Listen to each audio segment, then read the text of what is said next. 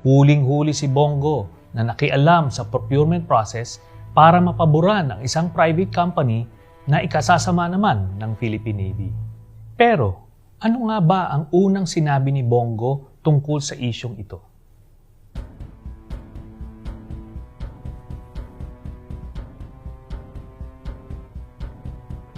Wow!